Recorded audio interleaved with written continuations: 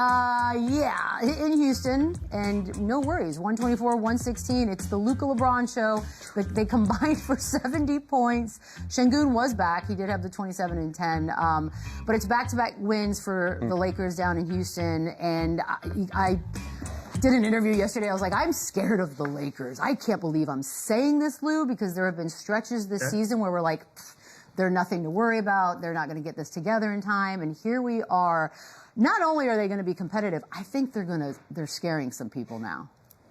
Yeah, I'd like to say so, but I'm gonna reserve my opinion about that until the end of this road trip, right? Because they got some pretty tough games, but they've started out nice. You know, you go out on the road and you play a team 2 times in a row, which is a tough thing to do, and you beat them twice, and you found something in kind of junking the game up and getting the ball out of Kevin Durant's hand, and you found some success in that. You know, damn near 2 games in a row. You know, early in that first half, he couldn't get it going. He was able to kind of find a rhythm in the second half a little bit, but you can tell that the rhythm is off, and, you know, the Lakers were able to exploit that. On the flip side of it, there's some teams out there that's not quite the Houston Rockets. The Houston Rockets have their fair share of issues that need to be addressed too, and I think the Lakers took advantage of that. Now, we look around the Western Conference, that ain't the Spurs problem. That ain't the Thunder problem. You know, Denver has had some issues, but it ain't their problem either. And so you love the fact that the Lakers are taking care of business and doing what they're supposed to be doing while out on the road. But I just need to see more. I need to see them do it against other teams and be this way. The way that they're playing, the way Luka is in his bag right now, Austin Reeves and LeBron finding some fountain of youth down there in Houston. You want to see that for the rest of the season. You want to see that at a consistent place right now with the Lakers. And so these two back-to-back wins were impressive.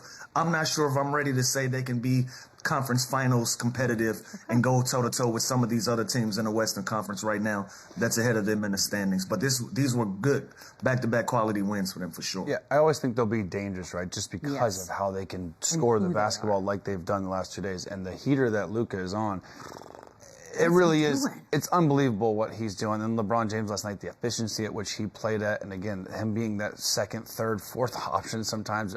What a luxury that is to have LeBron James as that role on your team. 13 of 14. But if they put in like that, this honestly, the scout against the Rockets was great to me. Like they were disruptive. They're not going to be the best defensive team. They're not going to be the best stay in front of you on ISO team. But they collectively can follow a scout. They can make it hard for other guys. They can make it hard for Kevin Durant. Like they literally made it frustrating for Kevin Durant. And this is a team that's not a great defensive team, but at least they followed the scouting report and made it difficult for them. So if they can continue to do like that and kind of follow the scouting report each night depending on the team and what calls for, then they're going to win a lot of games because we know how good they are offensively. And again, just watching those Luka highlights, like it's kind of nuts. It's ridiculous. So as long as they can kind of be balanced on both sides of the ball, this team is dangerous. And on the flip side, I feel like the Rockets are turning into this team that everyone's kind of like circling that's the team they want, like to play in the first you don't want to be round. that team. Like they're like the one that like, all right, if we had our pick, it'd be the Rockets, which feels weird because they're so talented.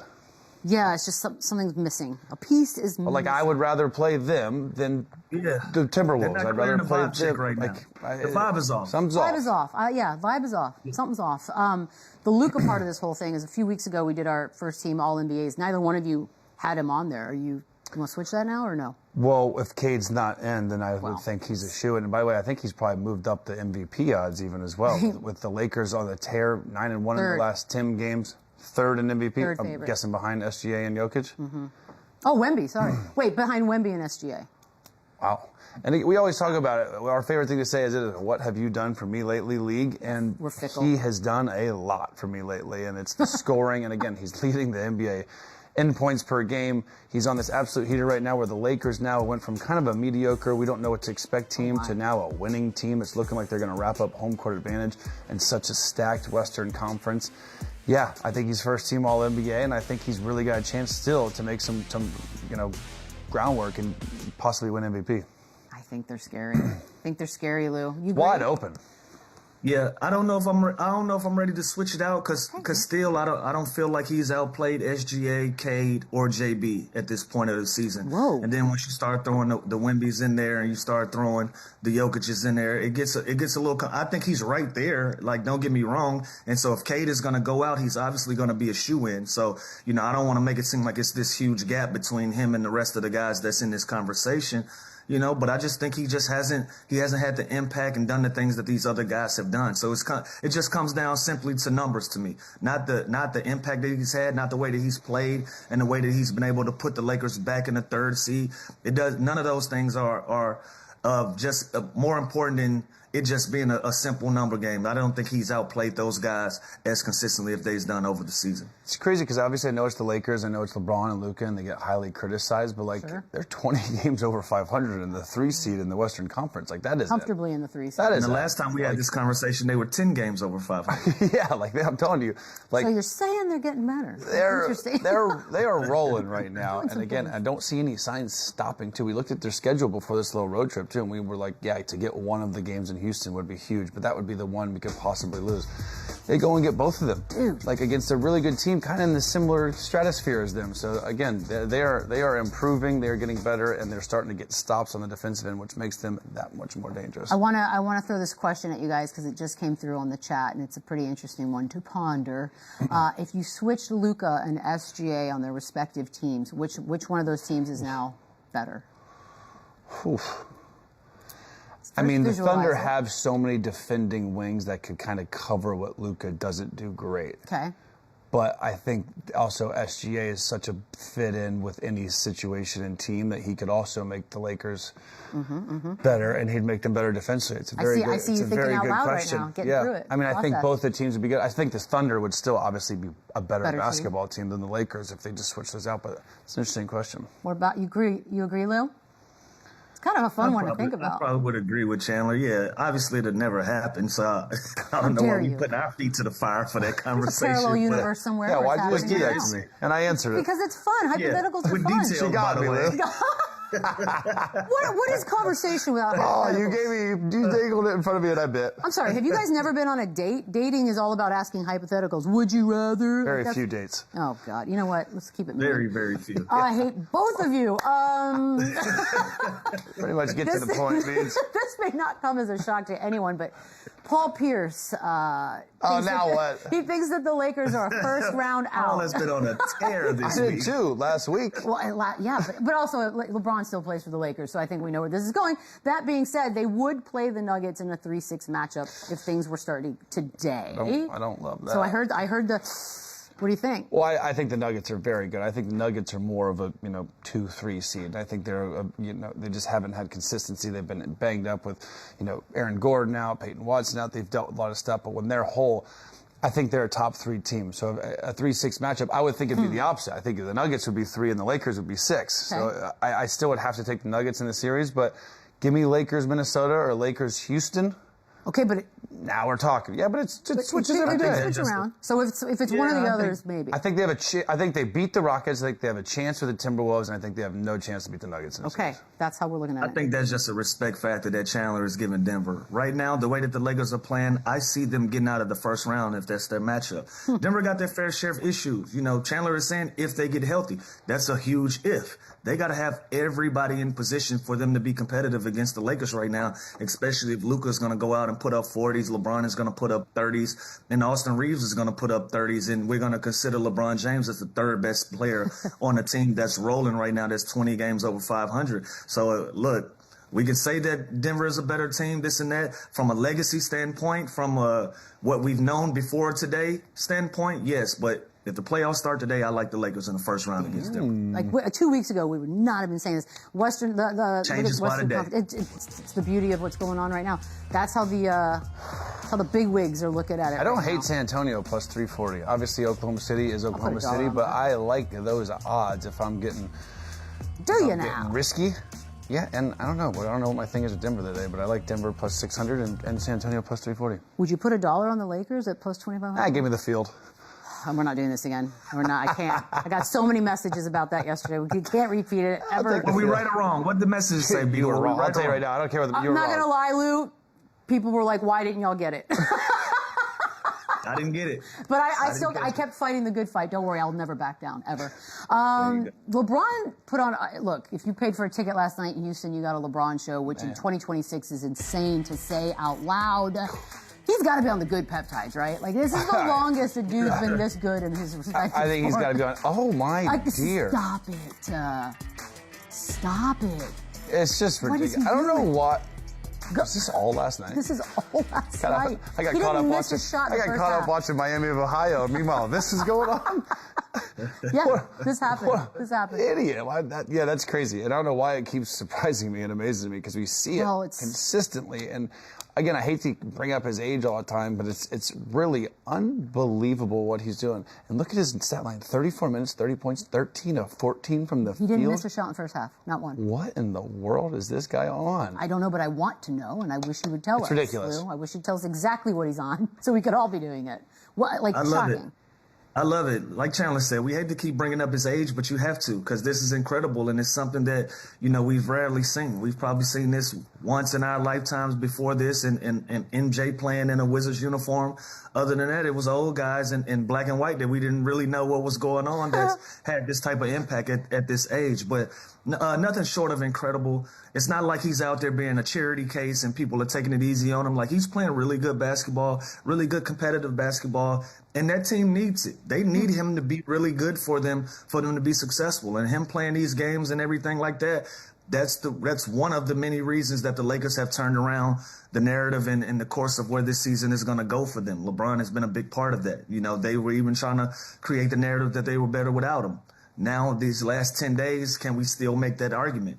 That remains to be seen. And so this thing has been back and forth, but you love to see the impact that he's having. You love to see him rewind time and go do the things that he did last night in Houston and just being as efficient as he was. 13 from 14 from the field and having a 30 ball, that's a great night out for LeBron. That's a fun game. And they're winning games, which makes it easier to adjust and accept this role. You know what I mean? If they were a very average, mediocre team, which they kind of were like a month ago, I think then there's some reports, then there's stories, then there's all these rumors that start swirling. They're winning games right now, so it seems like he's having fun and he's more okay with this third option. It's almost not a negative thing right now because they're the 3 seed and they're 20 games above 500. You know what I mean? So it's like he's perfectly okay with being that Olympic point forward LeBron James, and then having nights like this where he can be aggressive and get downhill and go show the fans of why they bought that ticket to see LeBron still. So it really is unbelievable. And when they're winning, everything's better, and when they go on a losing streak, everything's going to be worse. That's how it goes. DeAndre Ayton did an interview with The Athletic. I find this very interesting, sort of what came out of his mouth. Basically, that he doesn't need to be the focal point. Quote, "I just started looking in the mirror and said, yo, bro, you're not that guy," which has sort of been the observations made about DeAndre Ayton for a minute now. But for him to say it out loud, Lou, that is some self-awareness. What do you make of it? Did it take too long? Is it perfect timing? What? Oh, you love to see it. You love to see it. It's never too late for a guy to hold himself accountable for where everything is going, and shout out to DeAndre Ayton. Way to change the story. Way to change the narrative. This was a conversation that was had in Phoenix. It was a conversation that was had in Portland, and it was a conversation being had in Los Angeles as well. And the same thing goes. He was kind of out of body, feeling like he was deserving of something different or in a different position in his career that he is. And so for him to stop for a second and have some self-awareness and say, yo, you're not that guy at this point. You're a role player on the team that you're on. You got to do the best that you can do for the team for them to be successful and for you to be successful and change the conversation being had around your name. It starts within. And for him to get to that place, it's never too late for a guy to look in the mirror and realize that maybe I'm going in a wrong direction, or I'm not handling a situation in the right light. I can even go out on a limb and say he might owe Clint Capella an apology for dragging Clint Capella into this, and he had nothing to do with it. And as we can see, Clint Capella, he been looked in the mirror. He's been taking accountability for who he is and what he know about where his career is going and how he can impact the team in a positive direction. And now DeAndre Ayton, with him coming to that realization, I feel like he's going to have a major impact on the Lakers as well. So, kudos to him for doing that and saying that and coming to that realization. Yeah, it's a great mature moment for him to realize what this season is and where he's at in his career. And listen, you're on a team with LeBron James and Luka Doncic. You are not going to be the guy. No matter what, Austin Reeves is having a career year. He's still not the guy. You have to understand the NBA is situational. The NBA is fit. Everyone has their role. Everyone has their accountability that they have to do. DeAndre Ayton's on this team and this season is effort, is rebounding, is running the floor, is getting offensive, blocking shots. It is doing all those little things that you might not expect to have to do this early in your career as the #1 pick and a guy that was supposed to maybe in your head and expectations be that all-star level guy. And that's okay. He has found a home here. He has been very, very key to their success this year, and he will continue to be that as long as he does those things that this team needs. Not what his agent needs, not what his friends want him to be, not what his, that doesn't matter at this point of DeAndre Ayton's career. It is what J.J. Redick and the Lakers need him to do. It is what Luka and LeBron need him to do. And the fact that he's owning that up and accepting it is huge, and it's only going to make his career a lot more smoother from here on out. It's going to make this season a lot more smoother for the Lakers. So bravo to actually understand that now at this point of your career, take accountability, and I guarantee you the season will be a lot more smoother with him understanding that now than having these false expectations that aren't reality. I mean, there's a hierarchy in everything, so it's just sort of you have to be humble or enough to realize where you are. And he's still good enough to go and have those games where he gets 30 and 15, and they're like, great. Well, what you just said, Chandler, what you just said, even Austin Reeves isn't the guy. No. And DeAndre Ayton has been able to average damn near double-double in his last 5 games. So he's found something. He's realized, oh well, I could still be impactful on this team and not worrying about how many touches I get and getting the basketball. So again, sometimes it takes some time, it takes some maturity, and it takes some maturation for a guy to look in the mirror and say, you know what, I just got to be the best version of myself that I can be in the position that I'm in. Half the battle is realizing it. Now you just keep doing it. 32nd time last night that KD and LeBron have faced each other. Rashad McCants thinks that KD is the better player between the two, but he didn't get the media push that LeBron did once he left. Okay, anything? Well, he's not, and I love I love Kevin Durant. I think sure, like a one-on-one offensive game and package, Kevin Durant is, I think, a level above everybody just with his size and his ability offensively. But career-wise, resume-wise, basketball-wise, accolades-wise, it's not even close. But I understand as a hooper and like an individual performer of offensive brilliance, then maybe Kevin Durant is better in that aspect. But it's always been LeBron. But I do love always watching these teams match up. Like I remember when I was even playing in the league and I saw that these two guys were playing each other. I'm watching. Like it's awesome. It's two of the greatest big athletic wings going against each other that have two of the greatest players of all time. So I disagree with him being better than LeBron. Better scorer? What if that said scorer? Which is crazy because LeBron's the leading all-time scorer. But yeah, he's a better scorer. He's got more game, I guess, offensively. Okay. Scoring-wise, not passing, not any. Not player overall. Yeah. KD is a